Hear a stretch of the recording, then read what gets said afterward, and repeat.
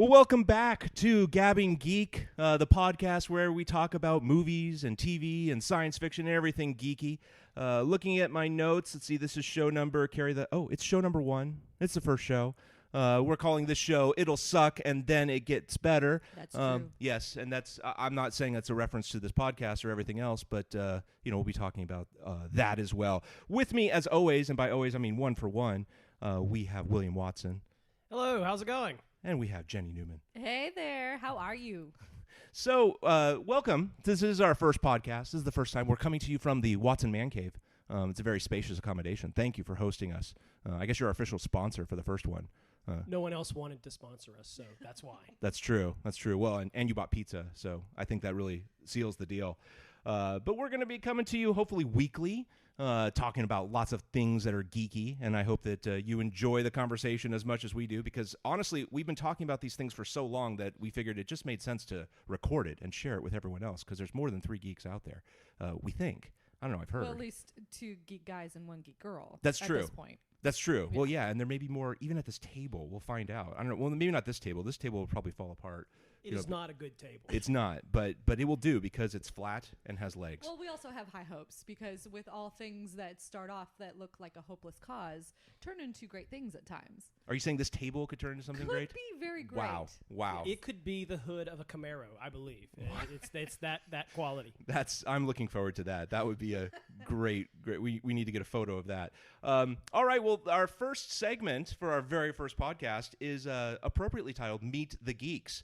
Each one of us has come up with an appropriate geeky question to ask our entire panel so that you get a sense to know us, we get a sense to know each other, and we, of course, get to talk about geeky things. And, of course, since I came up with that segment idea, I get to ask the first question. And the first question that I'll be asking my panelists is to describe the first comic book that you bought. Like, what was it? What were the circumstances? Because you can't really be a geek without buying a comic book. I think that that's kind of an entry level. A seminal geek question right there. Yeah, it really is. So, Jenny, tell us about your first comic book purchasing experience. Tell us about your first time. Yeah, no, thanks for asking. I think that for me, it had to just deal with how do I get into this world. So I went down to the local comic book shop here in Austin Books and Comics. That was my first shop to go into. And ultimately just went straight up to one of the nice, lovely young ladies that were working there and asked, hey, I'm a girl looking to get into this. I don't want any superheroes right now. Give me something that's a little more real, right? Give me something that I can identify with on a regular, everyday schmo kind of day. So she said, oh, I have something perfect for you. And she took me over to Why the Last Man. And I was actually thrilled to see that it was a story about the last dude in the universe, more or less, surrounded by a bunch of women and what the women were going to do about that.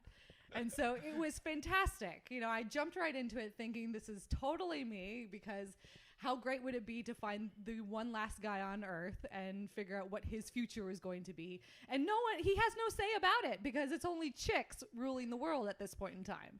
And so I fell into that head first. And after that first reading, more or less, the first issue, I bought everything right after that. And so, and that got me kind of into comic books just in general. Started looking for other stories that were similar, that had more real world appeal. And then I started branching out into the superheroes. So nice. Got me into it. I like that your introduction is, I want something more realistic. And so you go to the book where there's only one man left on the planet. So hey, that works. Yeah, when was that? So This was probably about 5 years ago. Okay. Yeah. Oh, so Y was already done. Yes. So you could. So I read the whole thing. It's a good run. Start to finish. Were you a geek before that, or was this? Was comics your introduction to geekhood, or no? Had you always been a geek, just not a comic reading geek? No, right. So comic books have always been something on the outlier for me. Thinking, I don't know. I'm a huge fantasy reader. Love fantasy movies, was really into a whole bunch of just weird stuff growing up as a kid. 13 years of age, I was very awkward, along with probably every other kid out there. Not me, I was fabulous. I, on the other hand, struggled. So you embraced the other parts of it and then came into comics. That's interesting, because comics are usually the gateway to geekness. No. For me, the gateway to geekiness was C.S. Lewis, believe it or not. Lion, Witch, and Wardrobe. Nice. Yeah, that was my gateway drug. Okay. All right. Mr. Watson? Yeah, I don't remember the first comic I bought because they've kind of always been part of my life. I mean, I remember the digest, the DC digest that you could buy small format in the grocery store. I just don't ever remember not having those. But two books kind of stand out as kind of my, I know I'm going to be a comic geek someday sort of introduction. One of them, like most people that were, born in the 70s, early 80s, G.I. Joe was kind of my introduction to weekly comics. G.I. Joe number 48. I remember why I got it. That's a very boy answer, by the way. Absolutely. I mean, it was a cartoon, toys, comic. The trifecta got you there. And then once you were there, and I bought them from spinner racks, not the comic shop back in the day. And so it was my dog got ran over, actually. So that's terrible. I know. That's a so terrible my reason. My mom was like, okay, well, let's go to, and we lived out in the middle of nowhere. So going to the 7-Eleven was the big event. So like we went to get a slushie and she let me buy a comic, and I never went a week after that until I kind of stopped reading them regularly that I didn't buy comics. So you bought them thereafter every week? On a spinner rack. On a spinner rack. Mm-hmm. Did you also get the slushie? Oh, the slushie, yeah. I mean, and it's made me the man I am today, patting my gut. Nice. But then the other one, just kind of tells you about how hard it was when you bought comics on spinner racks. It was the first part of Whatever Happened to the Man of Tomorrow by Alan Moore, kind of the last Superman story of the Crisis era. I bought it in 1986 in Hawaii, so about a year after I'd been buying comics. And, if you missed it the next week, if you couldn't get there, or even if you got there and they sold the 3 copies they had on the spinner rack, it was tough to find back issues. And that was always a very rare, hot issue. I didn't read it was a 2-part story. I didn't read the second part until 11 years later when they reprinted it in like a digest sort of form. So, a great cliffhanger that took me a decade to finish. So, wow. Yeah, that's also stuff. dedication, I may add. Stick-to-itiveness. Completionist, right? That's Ryan. You're the same way, right? That's true. What about you? That's those pre-internet days were tricky to like really figure it all out. It's like, I guess it just never ends, right? Because it's Superman. I actually kind of have 2 first books, although that's strange. But I mean, the first one that I ever bought was when I was really young. I don't know, 9 or 10, and I was on a camping trip in Yosemite. And I went to like the general store, and they had just a box of comics, and I picked one up because I thought it looked cool, and it was Rom the Space Knight. I don't know if you remember him. He was Nope. It was really just a toy, right? But I think it's the next book. $1 billion Marvel movie. Man, if Rom came back, because he had the biggest gun you've ever seen, right, in terms of a pistol, and he was a robot. He was awesome. But I remember buying that, liking it, but then it never really stuck. But then several years later, I too bought from a spinner rack at a car wash. I was there with my dad. He was getting his car washed, and they had Thundercats number 3. Oh, brilliant! I mean, Thundercats, watching that on TV, go. right? And so I said, that's kind of cool. So I picked that one up, and then every week when we would go to the car wash, go to the spinner rack, and then actually the next one was Secret Origins, that DC series, right? And I love origin stories. Right? I mean, I'm always just been a sucker for them. So those were great, kind of as an intro, right? Secret Origins was just kicking off, and so you never knew if there'd be a new one. And that's what really kicked me into kind of a weekly habit. And then my friend and I used to ride our bikes to the comic book store every weekend, and because there's like 2 in my whole town, but the closest one was about 15 miles away. So, so I was reading all of that. But so both of you were early comic readers. I think that's interesting because you got 2 of you, and I just started from a comic book standpoint, 5 years ago or so. So I'm new into that specific genre of books. Back in the day, there were no girls in the comic shop, so this is kind of a cool new development.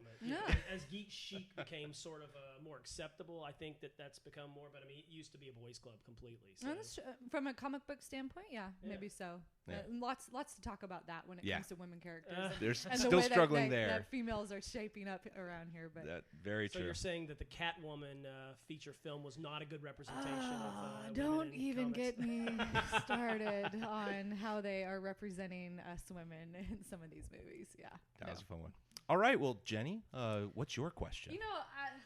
Let me see exactly what am I asking here today. Oh yeah, okay. So here we go. One of the things that I look around in my own house is a collection of prized possessions, and for me, I would love to know what is your most geekiest prized possession that either you've kind of stowed away that nobody else knows about, you locked it away someplace, or maybe you have it on the wall as something that you would like to show off. So what for you was your most geekiest prized possession that you currently have? And no, well, I'll throw it over to you, William. Okay, so I divorced man, so was married for a long time. So like most, and have 2 kids, and so basically I had to purge almost everything. Right, that was just the unfortunate truth of sharing a house with a bunch of different people. This makes you real, so this is good. Yeah, I mean you can feel my pain in my voice, not because I'm that. divorced, but because I had to get rid of all my geek stuff. It's a very sad day. At one point, I had probably 10, 12, 15 long boxes. I think I had more than 10,000 comics. Moved a couple of times. Every time you'd purge a couple of boxes. And eventually, I got down my entire life's collection. I was never a big, Mylar bag collector. My comics were well-read, and I didn't see them as an investment. I actually went out and got a job so I could, make money. But I purged it down to a box probably roughly the size of, a file box, right? I mean, and they're just stacked in there on top of each other. And I think I probably have 200-300 comics tops now. But it is the core. It is I will never not have these comics in my home. And it's the era of comics that I love most.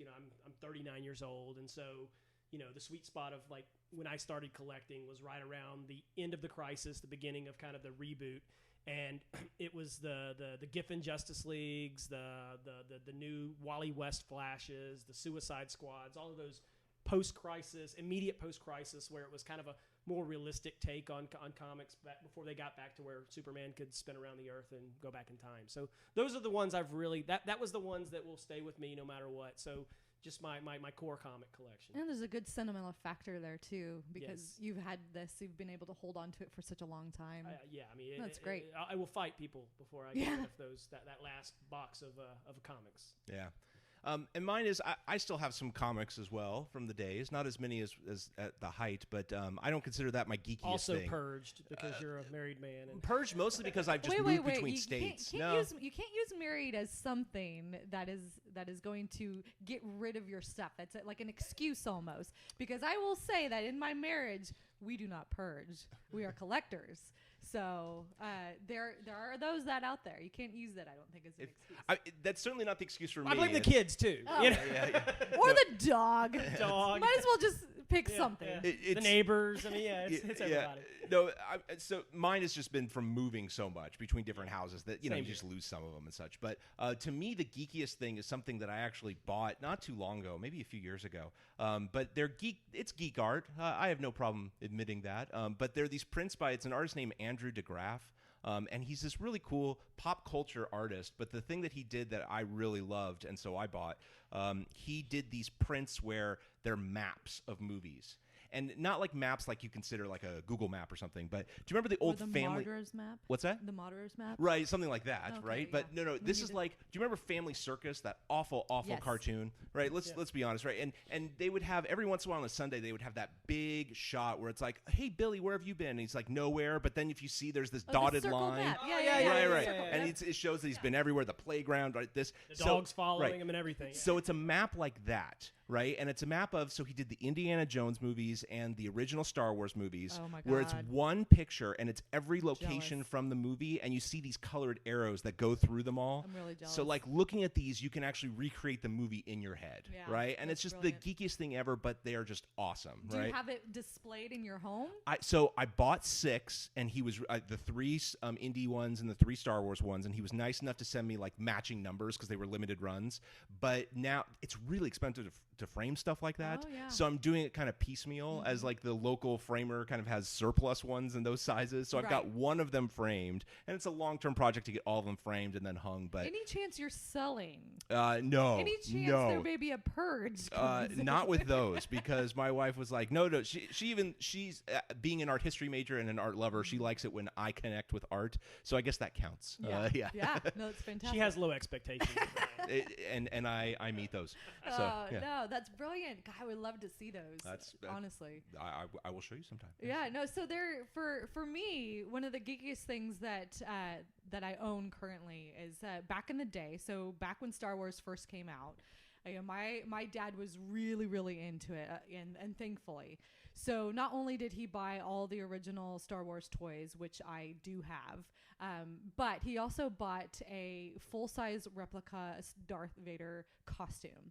And the costume itself, wow, has the full mask, the whole 9 yards for the breastplate and the gloves and the boots and the cape and everything. And what my dad used to do, especially when I was in elementary school, is he would come to my elementary school on Halloween and be Darth Vader for all the kids, right? And you had no hope of not being a geek. Oh no, it's fantastic, right? This is how are you not reading comic books back then? That's I was reading other novels. I was one of those. My mom was a teacher, so she wanted me to go into actual novel books before I got to the graphic art. But anyway, so my dad had this beautiful head to toe outfit for Darth Vader, and then put it away once we got older. And I currently have the helmet of that Darth Vader outfit. That is sitting. Keeper. Yeah. Wow. Huge keeper. Yeah. Right. Unto which my husband actually wore for a office costume party and contest, unto which he won, mind you. Yeah. Because it's that awesome. Just the helmet. He didn't wear the rest of it. No, he just wore the helmet. All he wore was the helmet. If you'd worn the full outfit, they would have had to retire the contest. Right? That's how amazing. Wow. Yeah, now, he wore clothes with the helmet. I mean, clothing because that's one way of going about a contest. May have been optional. That would have been second place. Honorable mention. So anyways, I'm going to say that my most prized possession is my dad's helmet. Now, he does have the rest of the costume stowed away somewhere, but he allowed me to take the helmet, and I now have had that for many, many years and have it on display in what we call our dungeon room. Dun, dun, dun, right? So it's there in my dungeon room on display. So, and for all the Star Wars toys, I mean, all of them? Like, do you have the Millennium Falcon? I do not. Okay. I don't. My father still does. So that's going to be some of those things that me and my brothers have to fight over in years to come. But I will say arsenic is the answer for you. Oh, you. gosh. I do have the original Darth Vader, the original Yoda, and one of the stormtroopers on my display in my house from my dad's collection. So somehow I was able to sneak those away in a pocket somewhere. That's good. That's good. That's very good. His dad listens to this podcast and makes a trip down to her house. Dad has no idea. Exhibit 1. All right, and what's your question? Okay, so I think we as geeks really look forward to kind of cool things that are coming out, and I think that the powers that be really kind of do a great job of fanning the flames of that anticipation. So with that in mind, what is the geek media event or product that has been just so hyped and you've anticipated so much over your lifetime, and did it live up to the hype? Ryan, what you got? And it didn't live up to the hype? Oh, I asked you, did it or did it did. Okay. I mean, my event both did and did not live up, so it's both. It's either way. So Ryan is a lawyer. His answer is it depends. Yes, but it's a very specific answer, because in addition to typical geek stuff, the other kind of geek subject that I have is Broadway, theater, live theater, and musicals. And so to me, the ultimate event was seeing Spider-Man Turn Off the Dark. The Spider-Man musical on Broadway. I haven't seen it. Well, and you won't, because it's now closed, right? Yeah. But this one was just mired in controversy from the beginning, right? Not only they said it was going to be terrible, right? Yeah. And it was delayed so often. It was the most expensive production ever, with music written by U2. I mean, it was Bono on the Edge. They made clear on that in the poster, but let's face it, that's U2. Who are the other two guys? I don't even know. We don't know. No, right? No. There are two allegedly, I thought but there was maybe one. It should be just two. Yeah, it's called U2, right? Yeah.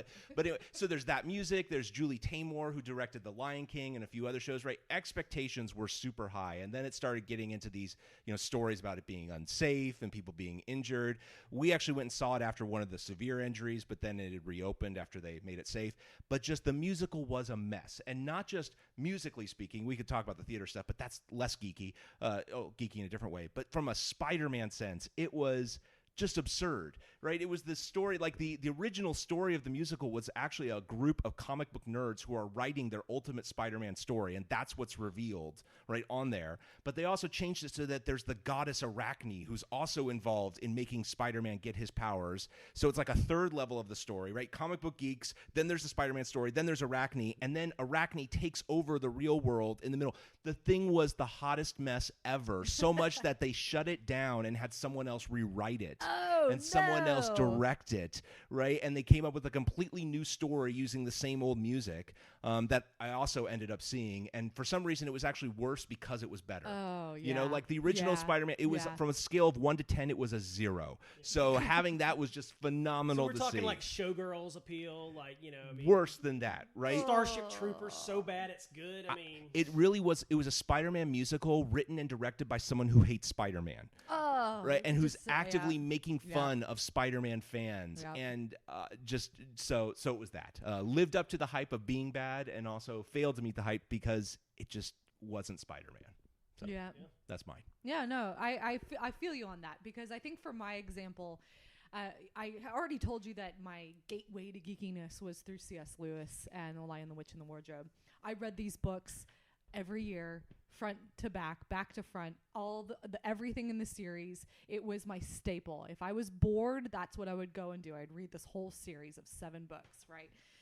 Well, when I heard that they were making a movie of The Lion, the Witch, and the Wardrobe, which is one of the most popular of the series, you know, because there's The Magician's Nephew, and there's all these ones that they never touch on. But The Lion, the Witch, and the Wardrobe, in my mind, I'm thinking, please, God, make this good, right? Please take the characters that I love and know so personally and bring them alive in a way that is respectful to what the book has done, right? And I think with any book that's being turned into a movie, we all have that apprehension, right? For you, for anything that you love and they're going to turn it into a completely different media, you've got to wonder, please don't do a disservice. Well, I didn't hate the movie. So, you know, opening day, I get out there and I'm like, this is actually not that bad. It was actually pretty good. They did a good job. I've never read the books, but I enjoyed it. Oh, no. I haven't seen it. Oh, you haven't seen it? I'm sorry. My heart. I've read all the books. I read all the books, but it was just, you know. Yeah, I got you. Okay. Mason is Aslan. Come on. I mean. Yeah, seriously. So, but you've got to also understand there was an original BBC version of these movies that was in production from the 80s. And so, you know, every time that we were able to go over to the video store, I would ask my mom to rent those BBC Lion, the Witch, and the Wardrobe specific movie and anything thereafter, because they had a couple of others. And I would watch those, and they were terrible. I mean, it was like a cardboard lion for Aslan, right? And the costumes were really bad, and of course the cinematography was awful. But this one, made by Disney, I think that they did a really, really good job with the first movie, and so I was very, very pleased. I had high hopes for Prince Caspian, and for the others that fell after, the Voyage of the Dawn Treader, which was the third one. I can't speak to those, but I will say that I was thoroughly impressed with the very first one that they did. Yeah, I mean, I think they did a pretty good job of that. So I thought you were going to go the other direction. I was prepared to go to the mattresses. Well, not really, because I didn't care that much. You didn't read the book. But I saw the movie. No, you can't. You have no comparison. You haven't read Narnia? No comparison. I have not read Narnia. This is a shame. I believe we will have a segment next week called Geek Blind This Spot. is awful. That may be my entry. You know? Yeah. This that is and Doctor Who, you know. I can't speak to Doctor Who. Yeah. So, okay, I guess mine, right? So, back in the day before they teased out everything, in fact, that's kind of a pet peeve of mine, is I think we get too much information now, too many leaks. You think so? Too many, with the internet? And so, and Billboards, get off posters. my lawn while you're at it. I remember that the first, you know, when comic book movies weren't something that we got pretty much every couple of months. It was a, you know, Superman, and then that's a recent phenomenon. It really was. But I remember walking into a movie theater one day, knew nothing of it because there wasn't the internet, and, you know, the information kind of lagged, and seeing the Batman logo in a coming soon poster, and just it didn't say a date, it didn't say a director, it didn't say anything. It was just a black poster with I remember that yellow, the bright yellow. Oh yeah. And I'll tell you what, I mean, and it was forever before we got any news. You know, then Michael Keaton was the, you know, and there was controversy about that. I'm glad there wasn't an internet back then, because it would have exploded. Jack Nicholson was announced. You know, they started showing some footage or a little, you know, on, you know, we didn't see footage back then until a couple of months before it would open. I mean, that was you know, that was the standard, you know, back then.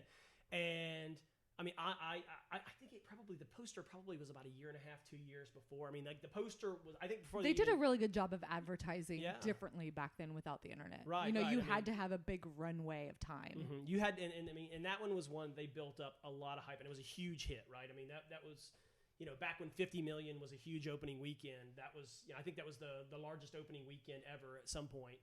And, you know, I went and saw it opening day. And here in Texas, we don't line up for anything like they do maybe in larger cities like New York or California. California.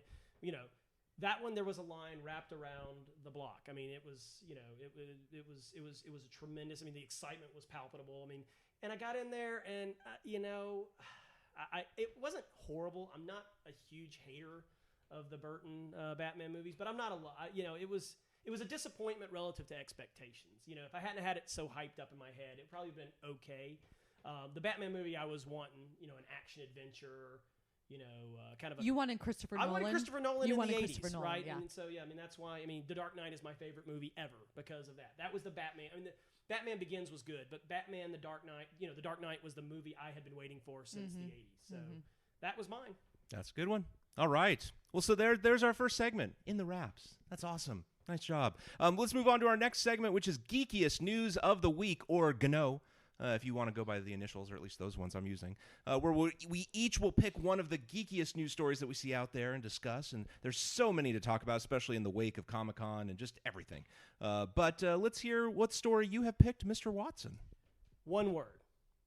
The greatest word in the history of comic books. The most revered character of all time. I speak, of course, of Aquaman. It was announced this week. What a lot of us had already heard. Nice. I don't know, man. A lot of us had already heard, you know, the rumors that Jason Momoa of Conan and Game of Thrones fame is actually now officially announced as the new DCU Aquaman. And in fact, just yesterday I saw that there are not one but two scripts in development because he is that good. He's twice as awesome as everyone else. Or they're just trying to figure out a way not to make him suck. I don't know, but I know that there. I think it's the latter. Yeah, it could be. I think it's the latter. So, you know, there were reports that Vinny Chase of Entourage was going to be cast, but you know, apparently James Cameron passed, so we get Jason Momoa. And I'm sorry, I've never been a big Aquaman fan, but I think. Hold on.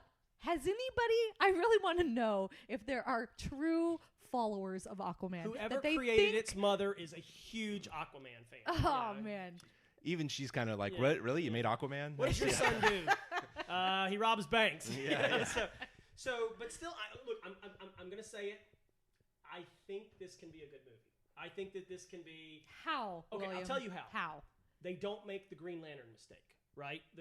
Green Lantern should have been the best comic book. It was such a rich mythology, great visual storytelling.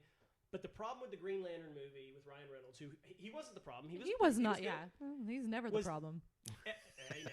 That movie is okay as long as they're in space. When that movie became dreadful is when they were on Earth, because the cool thing about the Green Lantern mythos is he's a space cop who fights these really weird things, and when you have him on Earth making racetracks and talking to whatever her name is, one of the worst actresses in the world. We don't speak of her. Okay, we don't speak of her. Which makes it easy not to remember her. I'll bet you if you took out just the parts where he's in space with Sinestro, Kilowog, you know, fighting, you know, anything out in space, and you just showed that to people, people would like that movie. I bet it would have been a much better movie. The same thing with Aquaman. If you keep him off of dry land, this movie could be good. If it's basically a fantasy movie under seas, where his powers make sense. No. This is Little Mermaid is what you're talking about in male form. And they've done Under that. the Sea would probably be a bad musical addition to the film. Or maybe, I don't know. I mean, you go one way or the other. Go campy or go home, you know. But I think that if you put it where it's, you know, Black Manta is this, you know, explorer from the surface, and he's trying to do harm to Atlantis, and it's a war against him and his minions. I think you can have a Lord of the Rings style movie with Aquaman. Yeah, I mean, I liked, Zack Snyder, right? The story that he called into the Detroit radio show, right, to kind of defend Aquaman's honor. I don't know why you pick a Detroit radio show, but he did, and he came Detroit up with likes the underdog. Sure, but no, they weren't liking Aquaman, so he called up to defend Aquaman to them, and he pointed out a couple things which were interesting, right? Which is one, that Aquaman's trident is one of the few things that can cut Superman. That he, in addition to that we can talk to fish, right? We can talk to the fish. Yeah, which everyone makes fun of, right? Right. But that's not his only power. He is incredibly strong. He does command an entire army of underseas, very strong, warriors, which no other superhero really does, Lord of the right? Rings. So there is some possibilities there, but never look past the ability of DC to screw up a movie. So If this was Marvel putting this movie out, this would be an $800 million worldwide film. Maybe, yeah. But they have not. Namor has never been considered a Marvel movie. But they just right? made a successful movie about a tree and a raccoon. I mean, they can do anything. I mean, I trust them. That's true. DC needs to prove their That's true. Their work. So, but yeah, okay, all right. Well, that's nice. That's a good one. All right. What about you, Ryan? Well, I'll do mine then. Yes. So my geek news story, I think, was very interesting. In the last week, we had the story of J.K. Rowling, who had this. She wrote a letter from Dumbledore to a teenage girl. I think she was a teenager, right? Who had given a very emotional speech over a departed. I think it was her dad, and had quoted Dumbledore. And so J.K. Rowling wrote a letter from Dumbledore to this person, and very nice. Made a lot of news, right, about that. But I think that in combination with the follow-up short story that she released on her server, about Dumbledore's army getting back together, I think these are all precursors to we're going to get a new Potter series. You think so? Absolutely. Well, because the Magical Creatures book came out, right? Right. So we have that. And, and we have, all the other books, more or less, that were in the world of Harry Potter. Yeah. I think it's more that she had. Where do you see this going? She's the most successful, author, right, of our time. I mean, in terms of what she's created, Completely the worldwide agree. phenomenon, and she was loved and adored. And then she decided, okay, I'm done with Harry Potter. I'm going to go on to this next book. And the next book did not do well, right? It was not a Potter book. People still associated her with that. And I think the further she gets away from that, it will just bring her back. She wants to go back to that. I think that the allure of that universe is just too big. Yeah. And I just think it's just a matter of time before she announces that it's a new series that's coming out. That other book that wasn't in the Harry Potter series, did she not, though, publish it underneath a pseudonym? No, it was her name. No, she tried to publish it, and it got out, and then it shot up on Amazon. Okay, I thought that there was a story around there was she tried not to. Had she? Okay. pseudonym. By the time it came out, though, it was her name, right? And that's why it sold better than it would have if it had not. Yeah. Absolutely. Okay. Still not Harry Potter numbers, of course.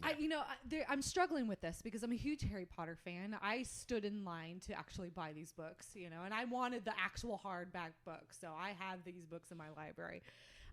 But I struggle with where's she gonna go with this, because what I don't want, because she really rounded out the world, she rounded out everybody's story. We pretty much know what's happening or what has happened to them. They have kids, they grow up, everything's fine, they send them off. So are these new books about an extension of Harry's family and Ron's family? Or is this a story of what's going on with them? What do you think this is? Yeah, it would be tough for her to cram in a story about the original group without fast forwarding to where she left the books, right? Which is several decades later. Where they have children. Yeah, yes. because now we're no longer caring about any of them dying because we know they live, that kind of thing. So either she's going to go that far in the future, which I don't think she would do, because kids are not going to care that much about 35-year-olds, who are casting spells. Well, they could, in conjunction with their children, though, too. I mean, it could be. I think it could be the kids. Yeah, I think it's exactly that. Okay. With just like in the Harry Potter books, the adults were very important characters. Right. So now the adults are going to be Harry Potter and Hermione, right, and Ron and all of them, and they can be just as important as before. But now with the kids coming up as well, making it a new scenario, and hopefully it's not the same, right? But she can make something that's just as significant. Around the kids, think it would be awesome. So? Yeah.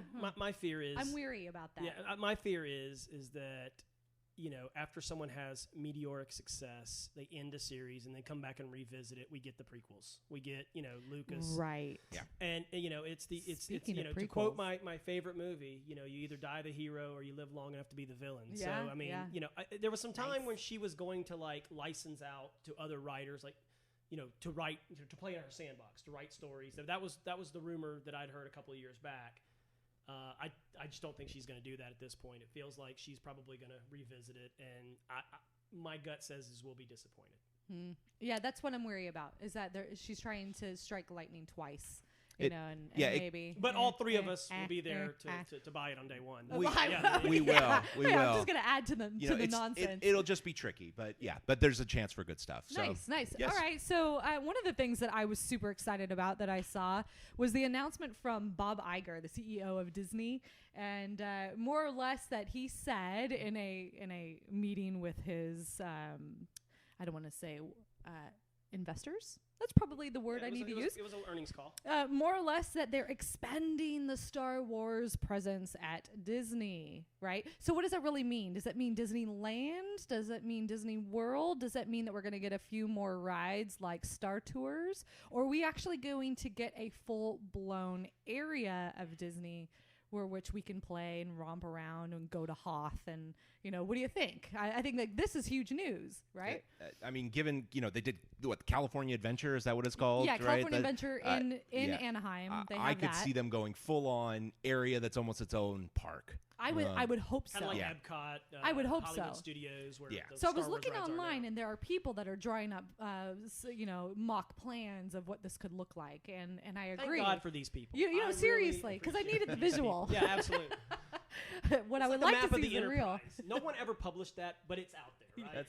That's a good point. So, but imagine what you could do with this. Like, if you wanted to go to see the Ewoks, right? And you want who wants to go? I want to see the Ewoks. I'm a Wicket fan. Yeah, you want to spend some time with Jar Jar too. I mean, that's the Ewok is a musical. We don't act, talk about the prequels, right? though. I will say this. The prequels add in an extra like twinge. It makes my skin crawl thinking that there's going to be some type of land or more ride associated with those first three movies. They should make that the first aid station. Yes. There would be a pod race roller coaster. Oh, that's okay. okay. Like that's, live with that. Yeah, I'm okay with that. That would I'm happen, okay with that. But would Anakin have any type of voiceover? Because that would ruin the ride for me, right? We don't need any type of Anakin reference. I just want the Watto play-by-play. That's all. Yeah, and that would be a good character for it. There right? we go. Yeah, and okay, they could that. make mention of that Anakin character back then. But yeah, no, there would be some interesting ones. You could have the Hoth hang, right, where you're hung upside down inside of an ice cliff trying to reach a lightsaber. That would be a good ride. Oh, I think the snow cone booth is definitely Hoth. Yeah. Oh, absolutely. There's money to be made there. So listen to this from Jay Russolo. He is our Disney finance chief. He said, and this is a quote for him, attractions based on major franchises draw guests. They pull people from, I'm going to go someday to, I'm going to go this year. And I absolutely agree with that because part of me is, kind of stepping away from Disney, going back to Harry Potter. Part of me really needs to get down to Orlando and go to the Harry Potter brilliant world. I need to get there. Brilliant. I don't know how, but I need to get there. Yeah. And if they do this with Disney and they create a Star Wars land, an actual land where I'm going to go in and see all these different places I love,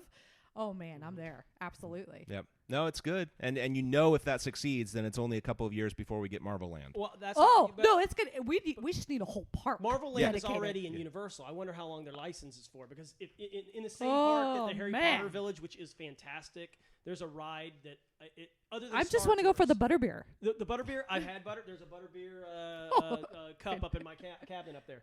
The Marvel area is just as good. I mean, there's a Spider-Man 3D immersive ride. There's Doctor Doom's Mad Fall. There's a Hulk roller coaster. I think the second that license is up, those have to turn into something else, and Disney brings it straight across town to Disney World. It's going to happen, no doubt about it. That'll be fun. All right, so now we've covered the geekiest news. Let's move on to our next segment, which is What Am I Geeking On This Week, where we each pick something, a book, a comic, upcoming movie, something geeky that we're all thinking about a lot this week. Jenny, what is your geeking moment or geeking topic this week? I am such a girl that loves to still play with Legos, and I have to admit, I love that this new Research Institute Lego builder sets are out there. And you guys know how this got worked out, right? You know why the Research Institute came to be. You've heard the No. story. No. Okay, so let me read you a little letter from Charlotte. Okay, so Charlotte is 7 years old. Charlotte, regular contributor to the program. Charlotte Benjamin. Can we just say shout out. you're obviously the most prepared person in there. You have quotes, right? I have this quotes is amazing. and a letter. This is A letter from fantastic. Charlotte. All right, a letter from Charlotte. I ordered the pizza. Thanks for sending the letter, Charlotte. we did get a shout I out to want you to Charlotte. read it in Casey Kasem's voice, though. Nice. Dear Casey. It's easy now. You don't want me to do Aw, voices. too You don't soon, want me to too do soon. voices. Too soon? No. All right. So this is from Charlotte. Dear Lego Company. Oh, she probably doesn't have that deep a voice, right? She's probably not that astute. Charlotte She's Dear very Lego white. Company. Listen, girls mature at a far faster pace. So, yeah, she's 7. Go ahead. My name is Charlotte. I am 7 years old, and I have Legos, but I don't like that there are more Legos boys than there are barely any Lego girls. And these are a direct quote from Charlotte. So I'm reading what she has written to Lego. Today I went to a store and saw Legos in 2 sections, the girls pink and the boys blue. All the girls did was sit at home, go to bed, and shop, and they had no jobs. How right you are, Charlotte. How right you are.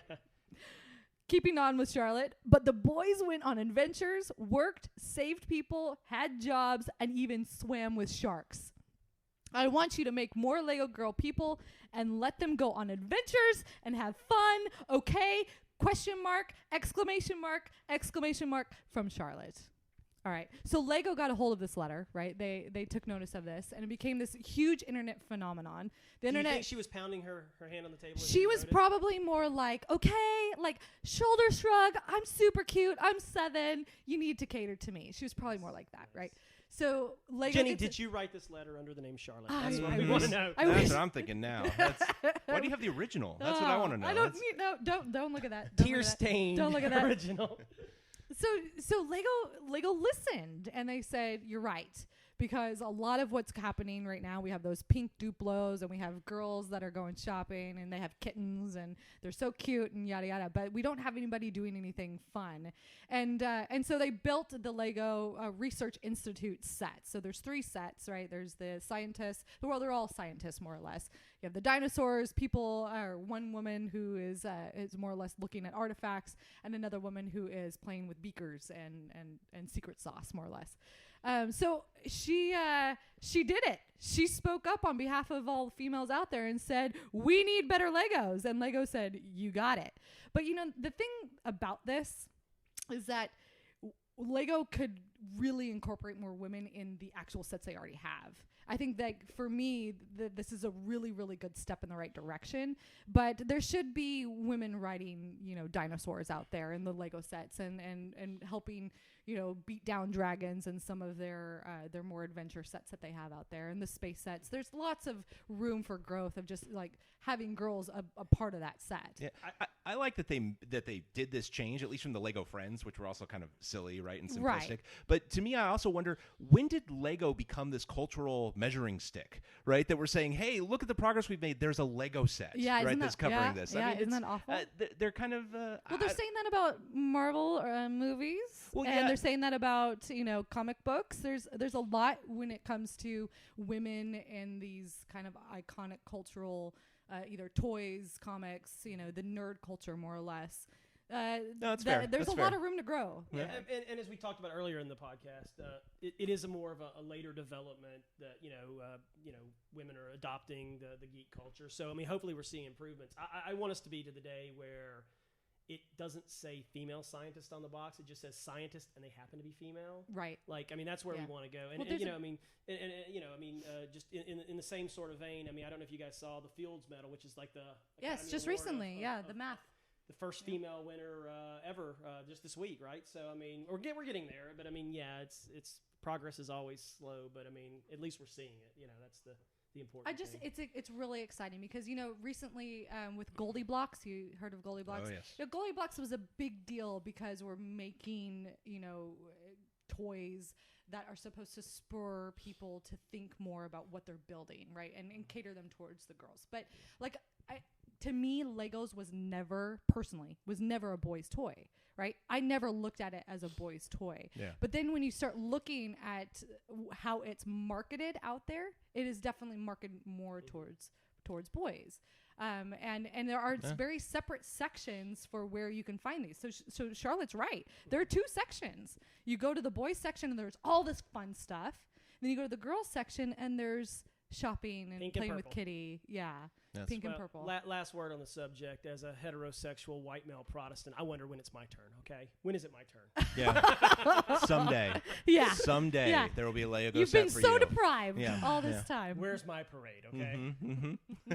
All right. Barbara will sing that for you. Well, Mr. Watson, what are you geeking on this week?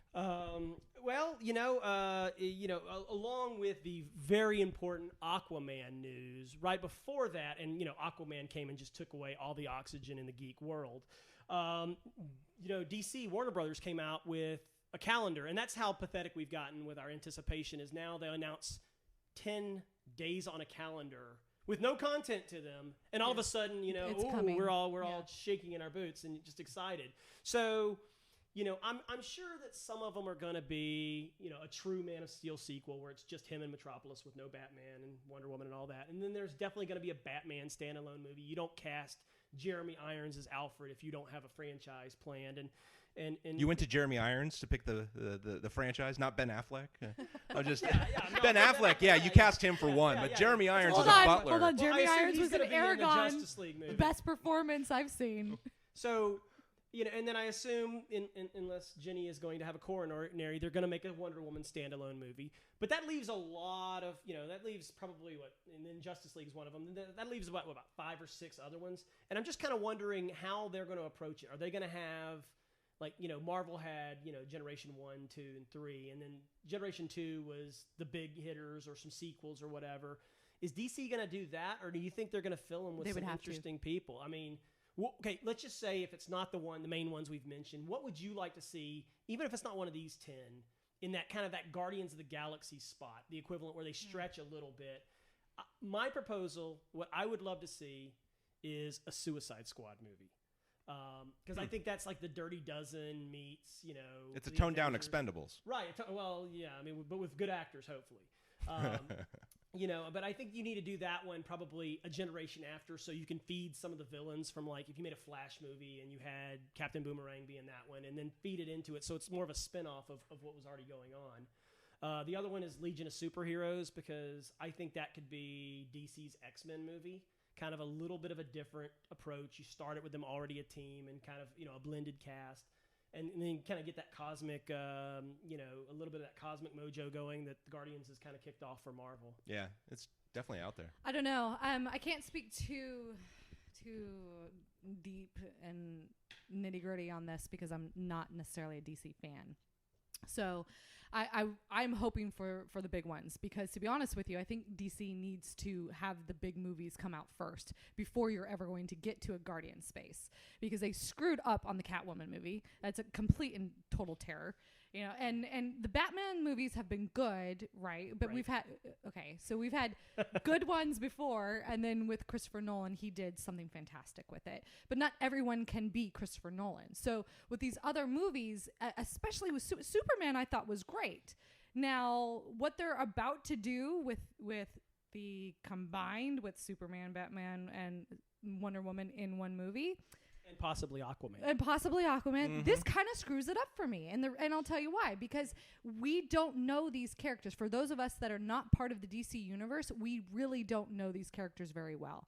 Marvel did a good job of saying, here is Thor, here is Iron Man, here is Captain America. Understand who these people are, then we're going to bring them because together. Warner Brothers got beat so badly by Marvel, Disney, they're trying to replicate the success of Avengers. DC, you mean DC got... DC and Warner Brothers got beat by Marvel, they're trying to replicate the success of Avengers, but instead of doing the pre-work, they're jumping straight to dessert. I think they do a disjustice by not doing the pre-work. I want them to establish... Yeah.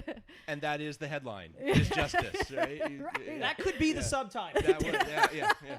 I think they need to do that. So I'm going to disagree with you on kind of going a little bit in the Guardian of the Galaxy realm for DC.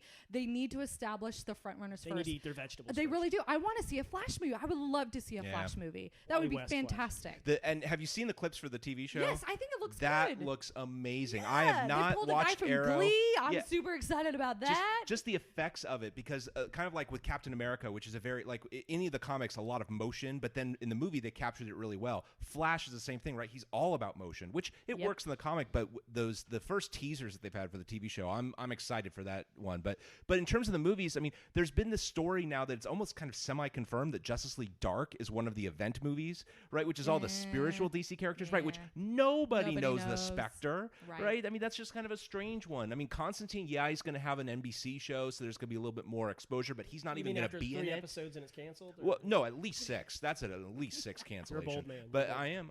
But I think it's a strange one. You know, the one DC character I would love to see though get his own movie, because I think that would just be a lot of fun, is Firestorm. Not a lot of credit, I think, but really one of the more interesting characters. Is also one of these guys, right? So you've got the science aspect, you've got a lot of power there. You also have the puffy built-in pants, like pirate pants. Well, the more modern ones, right? But you also have a built-in professor who's like in his head that they can talk to each other, so he can have more of those solo scenes where there's still conversation to guide the audience through some of these things. I have voices in my head, and they also mention fire, but it's not related. It's true, but that's why we're not going to make a movie about you. They will. I need to get into DC. Yeah. Lifetime movie of the week. But yeah, I expect we'll be revisiting this topic as we go. All right, and the last one, what I'm geeking on this week, is just a broad topic, and I love it because it happened this summer, but we saw a very widespread use of first-run movies that appeared simultaneously in the theater as they did on iTunes and Amazon. Right, so like Snowpiercer, the Ebert documentary, right? A few others that these were movies that were not in incredibly wide release, but they were available to everyone because of that. And I just love that phenomenon, and I hope that continues. I mean, I'm just wondering, how long it will be before almost all first-run movies are on iTunes. I don't know if it'll ever happen, but I never would have expected even something like Snowpiercer to appear the exact same day on iTunes as it was, over here at the Draft House, for example. So yeah, no, that's actually odd. I didn't know that had happened. Yeah, so, especially for something like that. Yeah, but it's a great strategy, right? Because they made more in streaming than they did at the box office overall. They were able to reach that broader audience, and I think more people getting used to watching movies that way, that is a viable box office alternative, and I think that's amazing. Would that ever take over from actually getting out and going to the theater? Is it the death of the theater? Well, you notice that theaters, most new theaters I see are the smaller, more. We live here in Austin, where the Alamo Draft House it reigns supreme, and you're seeing a lot more of those go up where, in order to get you out, in order to get you to go to the theater, it becomes an experience. Yeah. You can do dinner and a movie True. at the same time. That gets people out who have to, if you have to get a babysitter for your kids and you want to just do one thing, you can do them both. You can drink alcohol, which makes some movies we've seen a whole lot better. And you're seeing that. Whereas in the 90s you were seeing these megaplexes, as our TV screens get bigger and bigger and the quality and the sound gets better and better, and we can replicate some of that experience without the guy talking on a cell phone during it. It's going to become that way. I think you're going to see, you're starting to see indie films where, an example is I had a friend in Mobile, Alabama, who there wasn't, for hundreds and hundreds and hundreds of miles, there was nobody playing Snowpiercer. And as soon as I saw it on iTunes, I shot him a note saying, "You don't have to." It reaches the geeks in kind of those, less chic outlooks of my hometown of Mobile, Alabama. Yeah. So I think you'll see that develop more and more. I don't think that the big tent movies will go straight. I don't think that the movie that cost $150 million to make. So Guardian of the Galaxy. So, because it just came out, right? It had a huge box office opening and weekend for that matter. It would be weird to see that on iTunes immediately, I think. I think 2 to 3 weeks, though. I think the windows could shrink. I think that, as the money gets pushed more and more towards opening weekend, right? Just in about 10 years, it's shifted about 20%, right, already in terms of how much money they make in their opening weekend versus their entire run. So, it makes sense. Now the average is like 4 to 5 months before a movie is available, for you to purchase. I remember back in the VCR days, right? It was years. 6 months to a year. It was like 1 year it was on HBO, Well, and 2 years it would be at the video store, right? Okay, it was just do you crazy. think that this is a good thing or a bad thing? Because I've had this conversation before with other friends, and I actually think that they ruin part of that surprise, that eagerness, that to relive that experience by giving it to you immediately. I think that having that anticipation where not only are you forgot waiting, about it. You but get to relive it. Right, exactly. You get this chance to forget about what you saw in the theater because that's where most of us are seeing it, right? And then you have to wait, and you're like, I can't believe I have to wait again. I either have to wait a year or I can go to the box office again at like 2 or 3 more times and relive it while it's still out. And then, I've had my fill and I'll wait. And I think by that, having that buffer, that year period of time, it really gives people a sense of, oh my God, that movie was so great. I'm going to go out and buy this again, and now I want to own a piece of it. And maybe that's why the sales have tanked, right? And the DVD sales used to be reliable, and now it's not, right? For any of those. File sharing helps with that too. Well, there's that, but even that. Well, that's great, and I'm sure another topic we'll revisit. So that's fantastic. And now we'll go to our last segment, which is our top 5. Hopefully each week we'll bring you our own top 5s, give you our 5 to 1s in order, as well as just a brief item, because as our first episode, it's running long. In terms of our overall average, we're way over average, in terms of what we've done in the past. This is our longest and shortest show ever. Wow, and most Isn't average. that unbelievable? Wow, and our loudest. So this is what we're going to do in keeping with our theme. These are the top 5 geeky things that sucked and then got better. All right, so we'll go in order. Mr. Watson, what's your number 5? My number 5 is Family Guy, right? So I think it got the highest rated Family Guy episode ever was the first one because it came on right after the Super Bowl back in the 90s. And I turned it on and I thought, this is the dumbest show ever. I mean, it was a Simpsons copy, which it's still a Simpsons copy. Yep. But I mean, it had it was just dumb jokes, right? It was just, and obviously it took a little adoption of the kind of the rapid fire content, but it was really just, lowbrow humor. And, I think I dropped a couple of episodes. I'd come back and forth. There was less to do. There was, less access to the internet back then. So, you gave something a second chance. And around the time of an episode called Road to Rhode Island, I think that show really kind of found its voice. It's still lowbrow, but at least it's clever lowbrow, right? And that was the first episode I really remember seeing a great musical number. They sang a song called Road to Rhode Island, and I think that's one of Seth MacFarlane's actually better talents is kind of goofy songs. And, from then on, I think it became one of the better musical properties, on television. So, I think that's the episode. If there's a jump the shark when a series gets bad, I like to think that there's a Road to Rhode Island when a series kind of takes that step into something that's, not great, but definitely something impactful, and obviously it stuck around. Interesting. All right. I'll tell you, my number 5 is The Dresden Files. This is one of my favorite book series, but even I have to admit that the first few books were not that great. In case you haven't read them, The Dresden Files is like a modern Harry Potter. I mean, it's really a hard-boiled detective, at least as it started, but he's also a wizard. And really, it was the detective part that wasn't that good. And it's only in the first few books, and it quickly gets dropped, and now it's just wizard and lots of wizardry, but in a very adult way, but very cool. So that's one that started off not as good, but now it's just amazing. One of the few book series that I will read every year. I tend to wait until they're all done because I don't like to wait a year between these things. But, who but does? this one, but I will read it the day it comes out. Always fantastic. I think we're 14 or 15 books in now. Phenomenal, just every year. So fine, I'll read book 2. I read book 1. It was good. It was okay. It wasn't bad. It wasn't bad, but it was not. And he wrote the first 3 before he got a publishing deal. So really, they are kind of the same in 4s where it picks up. Because you told me this beforehand, I bought all 6 up front, so I would have incentive to finish them out because I don't like to waste my money. So I will read the second book. Awesome. What's your number 5, Jenny? Well, for me, it's going to be good old Robert Downey Jr.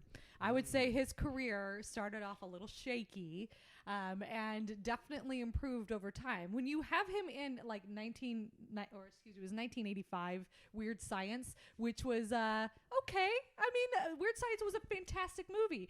But more or less in 1988, he then went to Johnny Be Good. Okay, Johnny Be Good was just a ripoff of one of the other John Hughes movies. That was pretty bad. I mean, it was terrible. So, and it didn't get much better, though he did have Chaplin in 92. Okay. It was a blip. It was okay. Stole the scene in Back to School from Rodney Dangerfield. Come on, he had that small part off to the side, but he was awesome in that. What a fantastic... No one stole the scene. from I don't think anybody has seen that movie. Oh, what? Great. Have you not seen that? I kid. Oh, come on. Okay, so then you go into kind of these rom-coms with Heart and Soul and Only You, and they were okay, and we're not. I don't know. It's just right. But then he shows up in Kiss Kiss Bang Bang Boom. in 2005, Yeah. and that was a great movie, and we were like, oh yeah, Robert Downey Jr. Right? That guy still exists. Oh, and he's healthy. Well, he was clean by then. Yeah, exactly. he's healthy. And out This of guy. jail. And not picking Holy bad cow! scripts. Yeah, this is great. Okay, so surprise us again, right? And then he's in Good Night and Good Luck, and then in Zodiac, and then boom, Iron Man, right? In 2008. And then you have, of course, Sherlock Holmes and the other Iron Mans and Avengers, and now we have Age of Ultron coming up. I didn't like the movie, but I loved him, and he got an Academy Award nominee for Solo- Tropic Thunder. Oh, Tropic Thunder. Yeah. He was in Yeah, Tropic Thunder. he That was in brilliant. 2008. That was his. I mean, He I was think also his in senior the he did Iron Man, Soloist. right? Soloist Oh, was right, critically right. acclaimed, That's right. and that was a year later in 2009. So I would say Robert Downey Jr. started off and then became amazing. Very nice. Mr. Watson, you're number 4. My number 4, probably a little bit of an unpopular opinion in the geek community, but I got to go with the Spider-Man movies, right? Spider-Man number 1, one of the biggest hits. Can we go like Yeah, we yeah. disagree? Yeah, feel free. Apparently, Jenny disagrees. So I disagree with that as well. Oh, Yeah. Well, Not it's the going to only get worse one. before it gets Not better. the only one. It's going to get Yeah. worse before it gets better because I thought the first Spider-Man movie was so bad.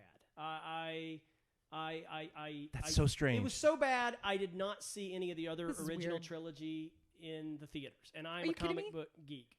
I thought it was terrible. I mean, I just thought it was so cheesy. I thought, it looked like a Power Rangers villain, the Green Goblin. It was just, it was terrible.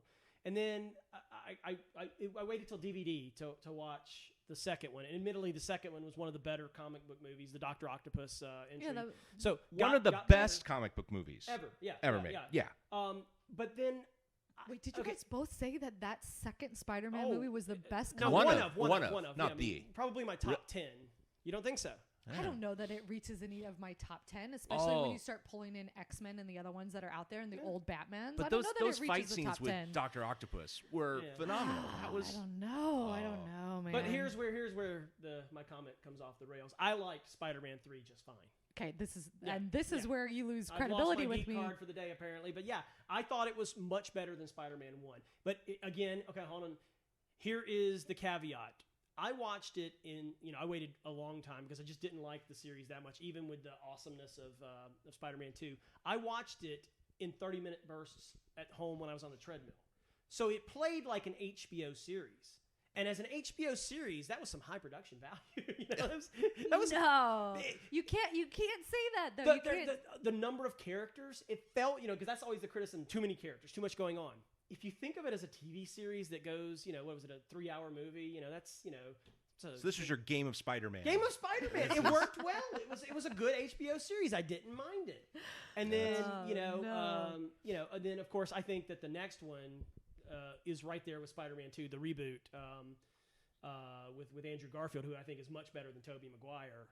That was really good. And then of course this latest one was kind of it's going back downhill. So Well, let's also make the distinction between Spider-Man and the Amazing Spider-Man, because they are two different stories. Sure, absolutely. It's supposed to be a different story. Absolutely. And I actually like these new Spider-Man with Andrew Garfield and Gwen as the female lead who was. That was spoiled 50 years ago. I think you can say shit. Well, I gotta be careful. You never know. Who knows who's listening to our podcast? No one's listening this long You who never doesn't know. already know the ending. They've given up Hi, Mom. long ago. Yeah. Oh, yeah, I just ruined it for everybody in my small town, Ukaipa. But anyway, so that's a new series. It's kind of like... Yeah, no, I know. I'm just saying, it continued to improve over the dreadful first one that was one of the more popular ones. All right. Well, we'll disagree on that one. But my number 4, also probably one that may get some disagreement, it's Game of Thrones. And I'm not talking about the TV series, but I'm actually talking about the books. The books. Right? So Song of Fire and Ice, whatever the technical name is. I do not think the first book was good. I think that it does get better, the book series, because ultimately I think that the book series as well as the TV show, it's an epic fantasy zombie story. right? I mean, it's really just this build-up to a conflict with whatever this world that we've created with lots of fantasy and a little bit of magic. But really, it's ultimately the conflict between man and these White Walkers, which are zombies. This is a zombie story, but it's taking forever to get to the zombies. In terms of the books, certainly in terms of the TV show, they've sped it up in the TV show, right? It only took 4 years to get there, where it took, I think, 137 in the books, right? That's just the actual publication dates. Very few people realize that George R. R. Martin is 300 years old. He is. But so I think that it has gotten better, but it certainly started off not as strong. But there's lots to love for those in the epic fantasy and having lots of characters. So this is my one regret in life, is that I didn't pick up the Game of Thrones books when I should have. And so I have It's not not too read. late. I have not read any of What them. book are you on? I'm on the last. You're on the last book, but yeah. The only book that I read after seeing a season was book 1, and it was so close that they deviated too much. If you're Right. further into the series, it would be hard, I think, to go back. I think one of the things that, because I read it very recently. I read just this past year, but I read them all, and But you read them before you watched the series. Then. Yes, well, because that's how I am, yeah. I right? know, But that's what she's already into yeah, the series. but I think you still can, because there's so much more. In fact, when I finally watched some of the show, I thought they've cut so much out. How are people actually following this, right? And I found it hard to follow. Also in the book, one of the things that I thought was a godsend was reading it on Kindle, because you've got that X-ray button, Oh, sure. which will Yeah. tell you who these characters are. Because Yeah. Sometimes it tells you a little too much, though. It tells you what happens. That's You gotta be careful. true, but at least it keeps the character straight, because I can't in my head. But that was You need the family yeah. tree. What was your number 4, Jenny? I may get a kickback on this, but for me, it was the Harry Potter series. Yeah, wow. And I seriously, and here's my reasoning. You know, when you start with the Philosopher's Stone, and I'm going to say the Philosopher's Stone and the Chamber of Secrets, it was a recipe. It was like J.K. Rowling just kind of went in there and Paint by numbers. Yeah, and did the same story, right? It wasn't until we got to book 3 that she started to branch out a little bit and took liberty to say, I can move this story along continually over a line. Meaning that from year 3 to year 4 to year 5, there was going to be overlapping stories that they needed to build on. And it wasn't until, once you got to Half-Blood Prince and to the Deathly Hallows, you're like, holy crap, what is happening, right? I know we were probably not going to get all the information in this book, which means that there has to be another book coming after this. And so I think I like the fact that she was able to develop the story where it wasn't cookie cutter each time, like the first 2 books that were in there. The stories were impressive, but to me, what kind of suffered was the execution, right? I mean, her editor gave up on her as she went on, right? Yeah. I mean, we should not have had 300 pages of camping in the last book, right? There's no reason for it to be that big. And also, book 5. She was a billionaire by then. They're tough to edit. It's true, exactly. How can they say, oh, no, you don't know what you're doing, you need to cut this out, right? But I mean, also book 5, which is one of the worst, right? It's a story of a rogue study group. I mean, it's the most hideously boring one, and I reread it each time a new book came out. So I read book 5 3 times, and just that's to try painful. to get, yeah, it's painful. So, but yeah, except for that one dip. I mean, I don't think know. what's interesting about the series is that not only was she maturing as a writer, because I mean she was a new writer and just struck gold, and then just continued to become the best-selling writer of her era, as you said earlier. I think that the stories also matured with her audience, right? So I mean, you think about the first one; it was directed. The first movie Kids was directed by Christopher Columbus, who did Home Alone. It was Home Alone with magic. Yep. And then by the end, I mean, it's the dark, gritty. Obviously her audience has grown up with these books, and she's instead of keeping it at that, I'm always going to target 8, 9, 10-year-olds. It became young adult, right? So I mean, the series that was evolved impressive with her. So I think that's interesting, and then maybe that kind of speaks to the fact that. It got better. I don't know that it ever really sucked, but it's just something that was and then got better over time. Yeah. Right? Order of the Phoenix. So, Order of the Phoenix. That's just the one aberration. That's just so. It's just so Though bad. without the Order of the Phoenix, without establishing that these were going to be kids that decided that they were going to go against the whole bucking of the system. They're beginning of Dumbledore's army. Yeah, I mean, and they had to create their own communication lines. They had to establish that they were going to go away from what adults told them. I fell into it, man. I was on that. Big Rogue fan You of didn't like Spew? study You didn't like group. Spew? Big You fan remember of Spew? Ishtar over there. Let's find a Do you secret even- room to study. Hey, Come at least on. we didn't bring up the whole Dobby incident and freeing of all the elves, All right?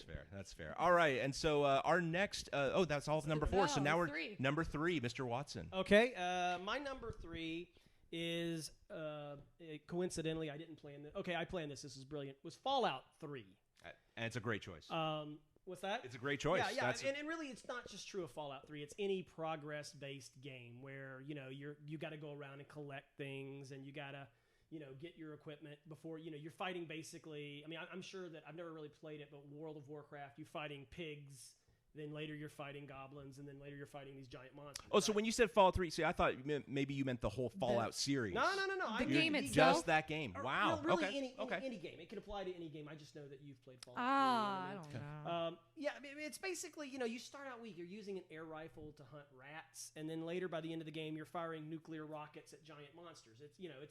It just takes so long to get into it, the lead up. I'm impatient with my fanboy stuff. I'll read, 1,000-page books, but with my fanboy entertainment, I want instant gratification. It's the reason I don't like origin movies. Maybe that's the reason I didn't like the original Spider-Man, is because half the movie he's not Spider-Man. I don't come to see a story about a kid who's going through angsty.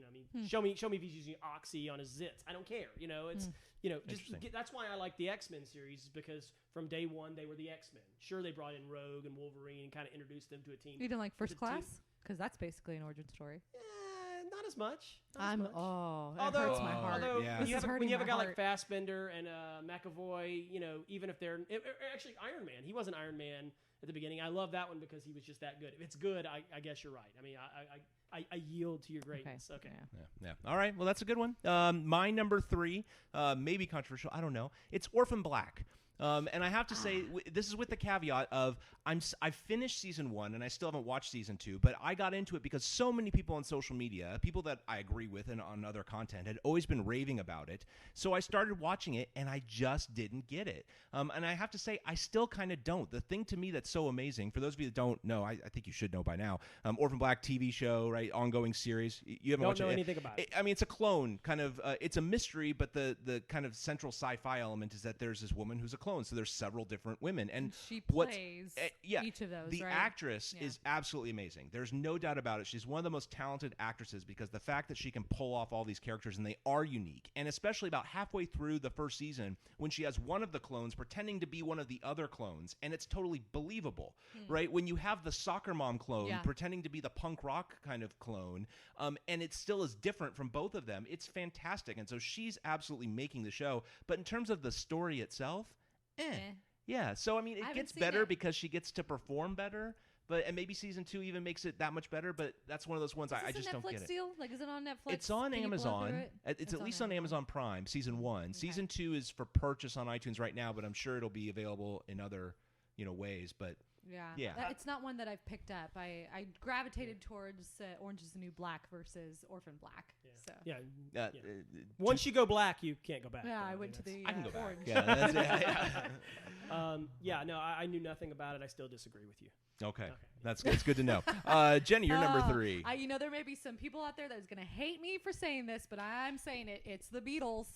I absolutely believe that when the Beatles first started, they were just kind of poppy and campy, more or less, just a bubblegum pop. You mean the first group. Mainstream success, as opposed to the early Hamburg? In '63, Please Please Me, right? That Love, whole Love album. Me Do. I Want to Hold Your Hand. Wow. This is just kind of right? They were the Justin Biebers of the 60s. I mean, absolutely. No, they kind of were. You got to look at it that way, because everybody loved it. My mom snuck out of her house to go see the Beatles. Okay. They were just a huge phenomenon. But because they had these kind of pop campy songs, right? Everyone could totally get into it. But it wasn't until you hit like 66 and Revolver comes around. Yeah. Right. And then, of course, 67 with Sgt. Pepper. And then 68 with Beatles, the White Album, and then 69 with the Yellow Submarine, and then Abbey Road, and that same It is hard year. to believe that was the same band. Listen to this. From 63 to 70, right, they basically have their whole lives within a span of less than 10 years, all right, where you finish off with Let It Be. And think about this. From Please Please Me to Let It Be, you have to understand, like, the Beatles just got better and better. I mean, you had a little bit of drugs and alcohol in there. A little? But a little? just a tad, maybe. Yeah. But their music got considerably better. And it was, now you look back on it and you're like, man, these songs are amazing. And they're still amazing. And it's funny, like, you look at, some of the greatest songs they did, and you're thinking, okay, that had to be a number 1 hit, and it never reached number 1. You know why? because it couldn't displace another Beatles song. That's how many. That's nice. Yeah. All So right. that's my number 3. That's a good one. All right, Mr. Watson, number 2 of things that sucked and got better. My number 2, to continue the same line of thought as the Family Guy, but on steroids, is South Park, right? So South Park started out as this crude animation that was just, every time the guy saw the girl he liked, he threw up. They had lowbrow potty humor, and they still have that. But I think somewhere along the way, they became one of the most biting social and political commentary and satire out there. I'm going to agree with that. I think a lot They're of that making was helped. statements. Yeah, but a lot of that was helped because of their production. There's a great 6 Days to Air, I think, is the documentary on how they do South Park. And, I mean, literally because of the programs, the computer programs they've done, they still use the crude animation, but they do it through computers now. They can actually literally turn around an episode in 6 days. So unlike anything other than like The Daily Show or Saturday Night Live, they can speak to something in real time. Like when the Iraq War was going on, that was when I first realized how quickly they could do this. They had something that had happened last week as the main tenet of the episode. And I mean, it's just so timely. And I mean, that's why Saturday Night Live gets really popular during, political season, because they're the only ones who can kind of do sketch kind of things in real time. South Park can do the same thing, and they skewer everybody. Nobody is safe. Christians, atheists,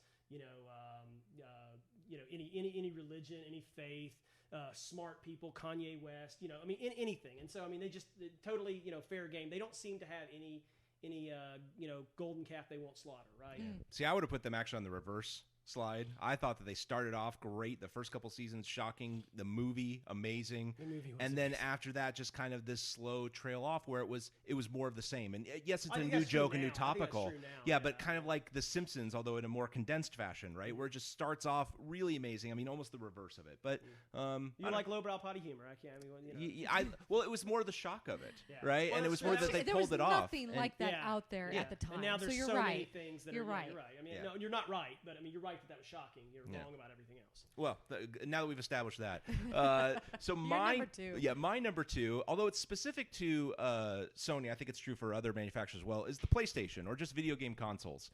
But specifically with Sony, I thought each generation has gotten consistently better, and the original PlayStation kind of sucked, right? It wasn't even that great. It was coming out of the era of the Nintendo 64. But you're talking about technology here. well, it's technology has. But it's more than just like technology gets better, right? It was specific to first generation consoles, usually are very poorly designed. They have lots of problems maybe with the controllers. The PlayStation 1 actually had such issues with load time. So I was actually doing some freelance work for a company that they made Descent, which was a 3D kind of space flying game. And the first version of the game took so long to load, they actually wrote another game that you could play while it was loading. Right, and we used to do that in the office like all the time, right? Yeah, so it was that kind of thing. But then once you get to PlayStation 2, or even with Xbox, right, 360, I mean, it's so noticeably better. They learn those things and they get better, at implementing them. So to me, that's that. Video game consoles generally, PlayStation in particular, each one just gets consistently better. But it always starts off by it sucks. I have a hard time with this because if you think back at the time, like when these consoles were being built and what they were doing for us at that time, and most of these are pretty awesome. So think about Nintendo, how long Nintendo had that one console for the longest time with the cartridges, and how impactful that was and how amazing that was at the time, right? Then as technology progresses, obviously we get this slow incline of things are getting better, graphics are getting better, load time's getting better, we don't have to blow on a cartridge anymore, that type of thing. I miss that. Yeah, I'm sure you do.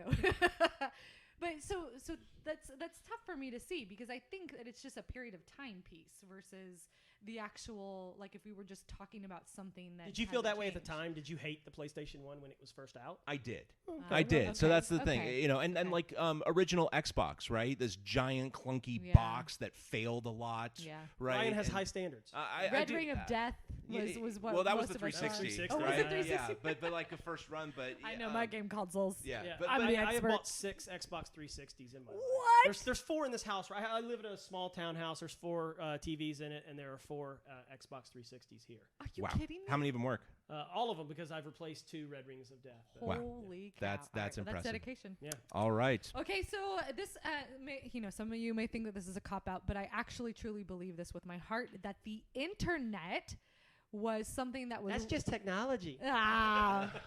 It's more than technology. It's communication, it's data transfer, it's social impact, it's business, it's ideas, it's crowdsourcing, politics, philanthropy, security. I mean, you can just all roll it up into one. And when it first came out, it was pretty bad. I mean, it was awful. There wasn't a lot of content out there. You really couldn't do much with it. We were like forced to use ICQ, right? And then ultimately, over time, it slowly got better. You had more content. You had more people being able to voice opinions. You had access to things that you've never had access to before. You were just talking about how we can now stream movies the day that they're out in theaters. I'd say that you couldn't do that back then. And of course, there's the technology throttle. I'm going to admit that. But we didn't think that the internet was going to be what it was or what it is now. Orson Scott Card did. That's the only one. Yeah. So, but maybe Gibson, hockey. he's a bad person. Gibson.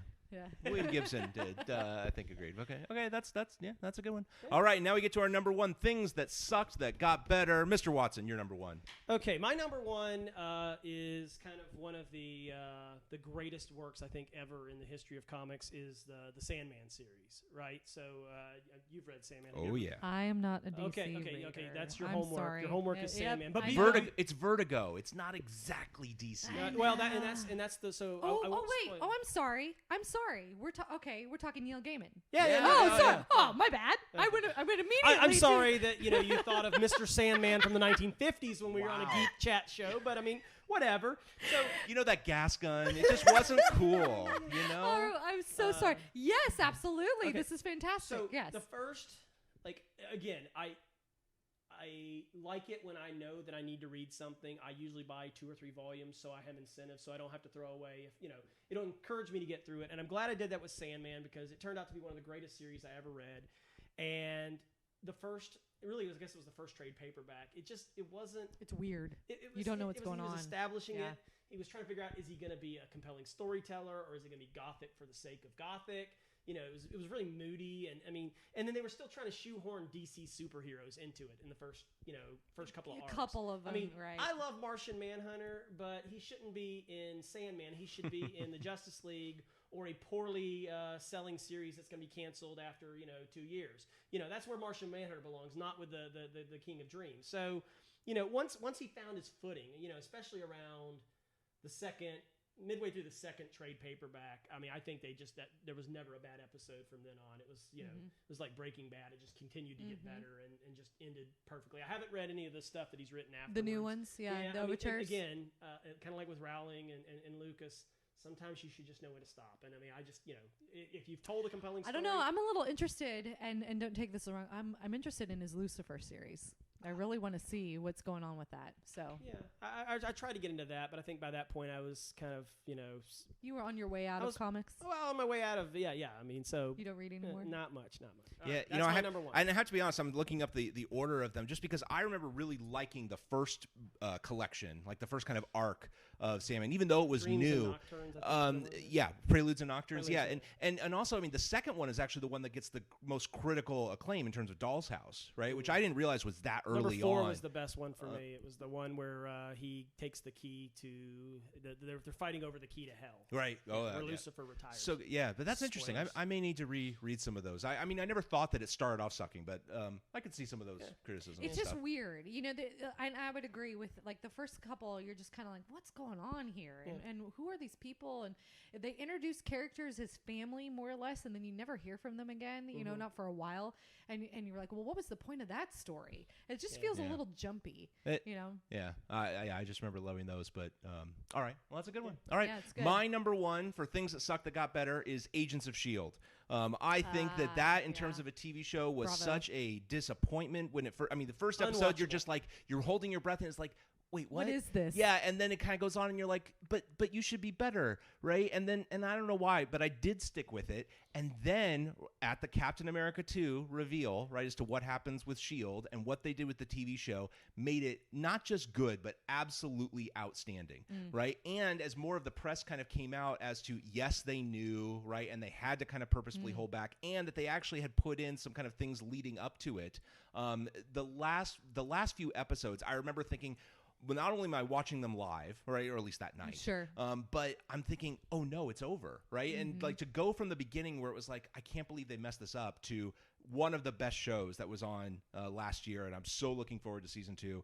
To me, that is the epitome of things sucking and getting better all within 1 year, and even having a reason as to why they sucked. And it wasn't just because they hadn't found their ground. They were kind of forced into this suckiness. And whatever reason they had for that, I'm just glad it worked, and they were on, that the network owns the property, so they were able to continue on long enough. But to me, just got so good, and that was. I'm glad you said that, because we turnaround. had stopped after about the 4th episode. Now we were also remodeling our house, and we didn't have cable for a while, but it was a good cutoff time, and we never got back into it, thinking it was just all right, right? We were just I didn't even okay give it with that it. much of a. I thought it was. And good. so to hear though that they had taken everything that happened in the Winter Soldier to then kind of push that series along with what happened with S.H.I.E.L.D., that's good to know. Yeah. Now it's piqued my interest to pick it back up, and I should have done that on my own, but it's good to have a ringing endorsement. It is so worth it, right? I read the Wikipedia entry. That was enough for me. Well, that's I just even watching those episodes and knowing that there's a light at the end of that tunnel, I think can get you through it, because there are some stinkers in there, right? But then as you read more about it, and even the stinkers have some Easter eggs hitting, pointing to the big reveal. But just a great one. Yeah. All right, Jenny, you're number 1. All right, so here we go. I'm gonna say that from a general standpoint, think of this in a big picture, that nerd culture over time was really bad. It was worse and got better. And I say this because, back in the day, think about you going to the racks. Everything that you just said about going to the racks looking for comic book. Sounds like a Game of Thrones reference.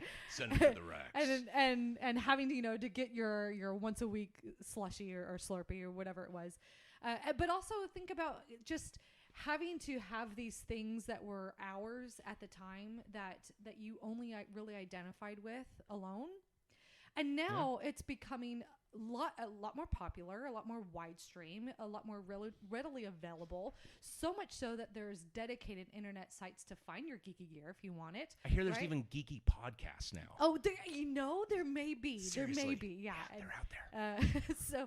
But you look at it, nerd culture over time, where it was almost kind of a shun or a shame. It was a shameful thing. It was, you're not that cool. I wouldn't read comics in public. I would hide it. Right. See, there's a lot of that out there. To now it's, I still can't wouldn't, believe you haven't seen that movie, or I can't believe that you aren't reading this series. Right. And it's like you really need to get into this and look at what Comic-Con has done. To really branch out and to bring people of all ages, shapes, and sizes, more or less. It's so mainstream. There's not even any comics in it anymore. Right.